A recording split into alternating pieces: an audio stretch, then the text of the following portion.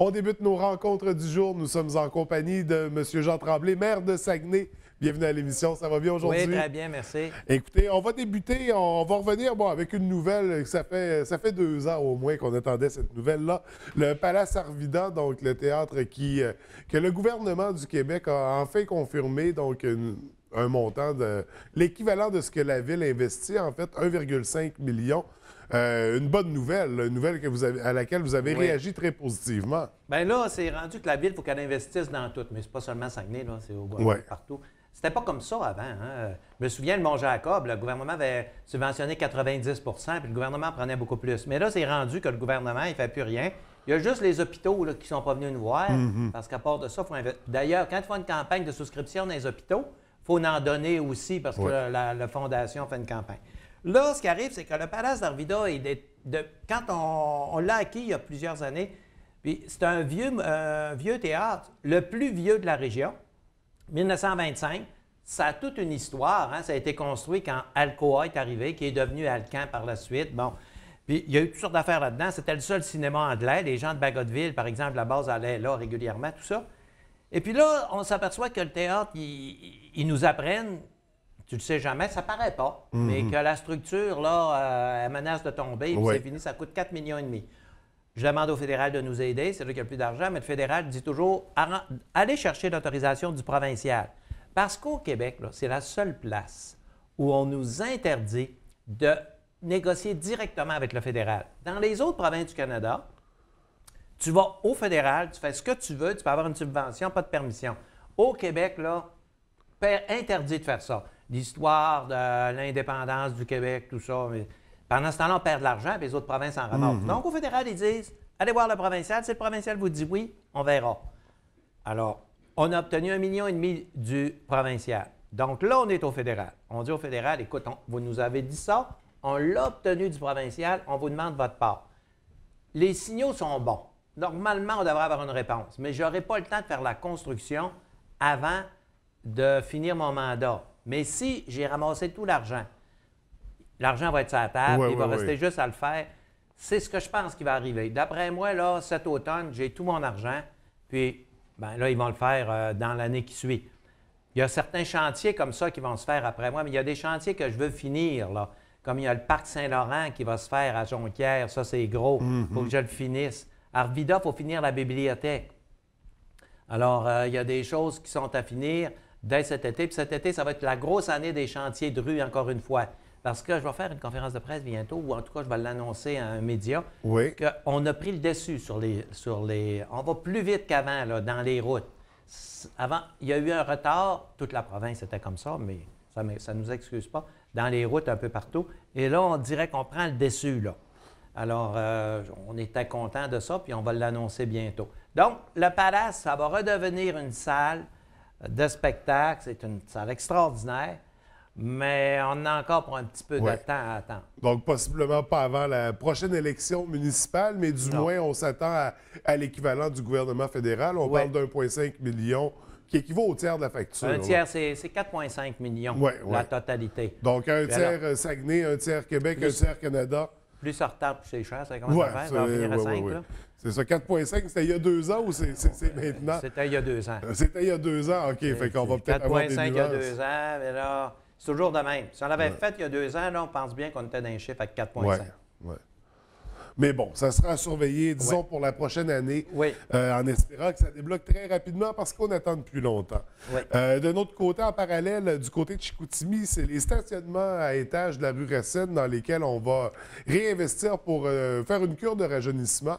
Oui, mais il reste que l'autogare, la grosse, là, c'est seulement de l'entretien qu'on fait là. C'est pas énorme. Il va falloir mettre beaucoup plus d'argent à un moment donné, mais ça coûte tellement cher. Vous savez, derrière le CLSC, il y avait un autogare aussi, juste à côté de celui-là, l'autre côté de la rue. Puis elle est fermée, là. Pourquoi qu'on l'a fermée? Qu'est-ce qui s'est passé? C'est qu'à un moment donné, ils sont entrés dans mon bureau, puis ils ont dit qu'il faut réparer cet autogare-là. Ça va coûter 7 millions. Juste réparer un autogare, 7 millions. Je ne le croyais pas. Contre-vérifier, c'est vrai que ça coûtait 7 millions. Fait que là, on a trouvé une tactique là, avec un promoteur qui achète la bâtisse, qui s'engage à le faire. C'est pas fait encore, Oui. ça fait déjà quelques années, c'est long, mais ça Mais coûte c'est une pas fortune. mort, ce projet-là. C'est loin d'être mort. OK. Ah non, non, non, il est loin d'être mort. Sauf que ça coûte une fortune. Là. Ça ne s'était pas bâti dans ces années-là, les autogares. Là. Oubliez ça pour l'avenir. Les terrains aussi ont monté quand tu prends des terrains pour faire du stationnement. Mais l'autogare de Chicoutimi, la principale, puis des fois, je me pose la question, est-ce que ça serait mieux de la donner au privé? Parce que vous voyez, on a de la misère dans l'entretien, puis c'est sale, puis ça sent mauvais. Oui, c'est gratuit, mais d'un autre côté, c'est pas propre, puis c'est dangereux un peu. Oui. Il arrive du vandalisme. Il va y avoir une réflexion à faire de ce côté-là. Là. Parce que je tenais à ce que les stationnements demeurent gratuits partout dans la ville. Ça, j'y tiens, les stationnements de la ville, c'est gratuit. Il y aurait peut-être une ouverture pour le... si on passait au privé, l'autogare, parce que ça coûte trop cher. Mais pour le reste de la ville, j'y tiens à ça, parce que sinon, ça va être comme dans toutes les grandes villes, tu payes partout, il y a des parcomètres. D'ailleurs, c'est très payant pour les villes, les parcomètres. Oui, tout à fait. Mais c'est payant pour les villes, mais c'est les citoyens qui payent. Hein? Tandis que là, c'est plaisant, c'est la seule grande ville où tu te promènes partout et tu ne payes pas. Oui. J'espère que, regarde, quand on va à l'hôpital, quand on va à l'université, quand on va au cégep, ça coûte cher. Puis c'est tannant, il faut sortir de la monnaie, il faut payer. Maintenant, on a des applications Internet, ça, c'est un petit peu mieux, là, mais c'est pas tout le monde qui est familier avec ça. En tout cas. Donc, ça pourrait être un promoteur... C'est pas un beau dossier. C'est ça, c'est un dossier délicat. Pour l'instant, on parle de travaux de l'ordre de 300 000 300 000, tu fais pas grand-chose. Oui, on parle d'une cure, là, de rajeunissement, de remettre ça beau. On remet ça beau. Que ça beau. sente bon. Ça sent bon, ça va sentir bonne semaine. Tu sais, ils vont là, on sait ce qu'ils font, là, puis c'est pas... encore une fois, ça prendrait de la surveillance, mais c'est pas pour mettre des policiers à chaque étage. Tout. Non, ça finira jamais. Mais si c'était au privé, bien là, tu payerais, mais ça serait sécuritaire. Oui. Il installerait des caméras, il installerait tout ça. Donc, ça serait une des possibilités. Ça pourrait passer du côté privé. Mais ça, c'est pas de montant, là. Non, ça va être après... Ça. Mais après comme moi, j'entendrais dire que ça se fait comme ça. Quand je suis parti, puis je dirais, bien, c'est un peu normal. Oui. Donc, ça sera surveillé pour le prochain mandat après l'élection. On va réouvrir un dossier, on en avait parlé il y a un an, le Soccer Dome ou le complexe sportif, récréo-sportif multigénérationnel. Le titre était long, c'était impressionnant. Où est-ce qu'on en est avec ce dossier-là? On s'est dit, ça nous en prend un Soccer Dome intérieur. Oui. On a regardé comment on pourrait faire. Puis l'option la plus intéressante et de loin, c'était de donner ça au privé. Nous autres, on achète des heures. Hein? Mettons qu'on achète 8 heures par jour. Puis le reste du temps, loue-les à d'autres, fais ce que tu veux avec, puis on ne s'occupe pas de l'entretien, on ne s'occupe de rien, on loue des heures. Ça, c'était évident. D'ailleurs, plusieurs villes se sont dirigées comme ça. Alors là, on a trouvé un promoteur, puis on a pris avec lui, il a pris des engagements vers la ville, très sévères. Là, il y avait du traînage, mais il nous explique pourquoi. Donc, c'est un dossier qui, normalement, devrait marcher. Mais il y a toujours une possibilité que ça ne marche pas. Regarde, quand on a donné Saguenay à un privé, ça n'a pas marché. C'est toujours possible. C'est sûr que si tu donnes des conditions très larges, tu donnes toutes, bien, ça va marcher. Ouais. Comme tu dis, tu vas à la banque, viens me voir, on va cautionner ça, bien ici, tu dis tout oui, là, là, ça marche. Mais le citoyen paye. Pourquoi ça coûte moins cher de taxes ici? On est raide dans ces affaires-là. Là. C'est comme le CLSH, Chicoutimi, là. Ça avance pas si vite, c'est parce qu'on tire la... Oui. Hein, vous serrez à la vis. Tu serres la vis. Plus tu serres la vis, ben plus tu rends la personne moins confortable. Oui. Puis ça traîne un peu, puis il n'est pas toujours content. Mais si tu veux pas charger cher de taxes, c'est comme ça. C'est 500$ de moins par porte, là, à Saguenay. Là. C'est ça qu'on paierait normalement pour être dans la moyenne. C'est beaucoup d'argent, ça. Oui, tout à fait. Écoutez, on va quitter un peu les dossiers politiques. On va parler d'autres aspects. En fait, on vous a vu récemment brasser de la bière. Oui. Une bière artisanale à surveiller. C'est quoi ce projet-là? Il va y avoir une conférence de presse d'ici, d'après moi, 4 à 5 semaines qui va dire qu'est-ce que c'est. Mais on voulait vous mettre un petit peu l'eau à la bouche en envoyant un message comme celui-là. C'est original, vous allez voir. Puis, dans les affaires qui ont été soulevées, là, ils n'ont pas soulevé la bonne affaire encore.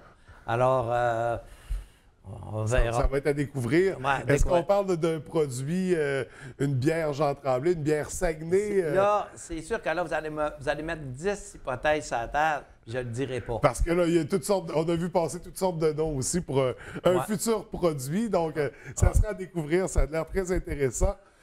Toujours dans les dossiers hors municipaux, il y a une conférence demain que vous donnez. Oui. L'homme derrière le politicien, ça se passe au Montagnet. De quoi il va s'agir exactement? Bien, la Chambre de commerce m'a demandé, considérant que mon mandat se termine, de venir parler du côté humain. Oui. Tu sais, comment j'ai trouvé ça, la ville, de quoi je suis le plus fier, le côté humain de ça. Alors, c'est demain, puis il faut que je me prépare. Hein? Oui. Fait que je vais faire ça ce soir. Donc, demain, sur l'heure du dîner. C'est un dîner-conférence, c'est un dîner-conférence demain. Oui, Okay. à la Chambre de commerce. Des fois, c'est quand tu es le moins préparé que c'est le plus intéressant. Oui, oui, oui. Parce que dans le fond, le côté humain, c'est très vague. Hein? C'est très vague, c'est très large. Mm-hmm. Tu peux dire n'importe quoi. Puis il y a des choses que tu veux pas trop dire, puis il y a des choses que tu n'as jamais dit, puis que tu dis, ça serait le temps que je le dise. Oui. Parce que des choses, ça ne donne rien. Donc, il faut s'attendre à des primeurs demain, des punchs, des éléments. Écoute, c'est même pas préparé. Normalement, quand je fais une conférence comme celle-là, oui, ça fait des vagues. Oui. Puis moi, je peux préparer, plus ça en fait. Bon. Parce que quand tu n'es pas préparé, ça veut dire que tu as moins mijoté comment je vais tourner ça pour que ça passe bien dans les médias. Quand tu t'en occupes pas, je vais faire du Donald Trump. Donald Trump, il ne se prépare pas à tout. Il vient faire une conférence d'1 heure et demie, pas préparé par tout. Moi, j'ai trouvé qu'elle était excellente, pour une fois, parce que je ne l'aime pas, là, mais cette fois-ci, j'ai trouvé qu'elle était bon.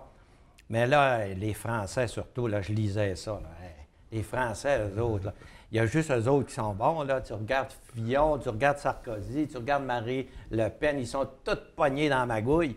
Puis ils parlent de Trump. Tu sais, ils sont comme ça un peu. Je les aime bien, là, ils sont sympathiques, mais je veux dire, c'est parce que de ce temps-ci, quand ils parlent de Trump, ça n'a pas de bon sens ce qu'ils disent. Moi, je l'aime pas plus qu'il faut, Trump, là, mais à un moment donné, il est président des États-Unis. Oh, oui. Écoutez, M. le maire, on va y aller en terminant. Président d'honneur pour une campagne qui se déroule à Québec. Ouais. De quoi il s'agit? Il y a un sanctuaire il y a un sanctuaire Sainte-Thérèse de Lisieux, ouais. qui est à Beauport. C'est très populaire, c'est très intense. Tu sais, Sainte-Thérèse, c'est une sainte, là, moi, je trouve que c'est la plus grande. Puis elle est récente, ça fait pas longtemps qu'elle est morte, puis tout ça. Alors, Sainte-Thérèse de Lisieux. Il y a une paroisse Sainte-Thérèse à Arvida aussi, c'est la même. Alors, eux autres, ils ont décidé que, étant donné que c'était aussi intense, qu'il y avait autant de monde, qu'il y avait autant de ferveur, que là, il fallait que ça devienne un sanctuaire national, puis il fallait réaménager ça, il fallait investir 5 millions pour toute une grotte, toutes sortes de jardins, toutes sortes d'affaires, puis l'église, tout ça. Et ça leur prenait un président d'honneur. Donc, ça fait 1 an qu'on prépare ça. Ils sont venus me chercher. Alors, je suis très content de ça. Et puis là, on a le cardinal qui est bien d'accord avec ça. Ça va très bien. Donc, j'en ai pour encore une couple d'années. OK. Puis c'est fréquent, là. Je fais ça d'une façon intense parce que ça me plaît. C'est mon petit côté catholique, là. J'aime ça. Puis Sainte-Thérèse de Lisieux, c'est tellement une sainte merveilleuse. C'est tellement une sainte qui a changé des vies. Alors, je trouve que la présenter puis favoriser la dévotion à Sainte-Thérèse de Lisieux, là, c'est une façon de rapprocher le monde du bon Dieu puis des vraies valeurs. Alors, je suis très honoré qu'ils viennent me chercher. Puis ça va faire parler, c'est sûr, j'espère. Bien, c'est un autre dossier qui fera jaser, tant mieux. Écoutez, M. le maire, c'est tout le temps qu'on aura pour aujourd'hui. On se revoit bientôt. On se reverra pas. Ouais, c'est. Bien, j'ai toutes sortes de sorties. On a un petit changement de date, là, mais on va se revoir on quand se revoir, même. c'est sûr. Écoutez, merci beaucoup. Je vous souhaite une belle journée. Merci.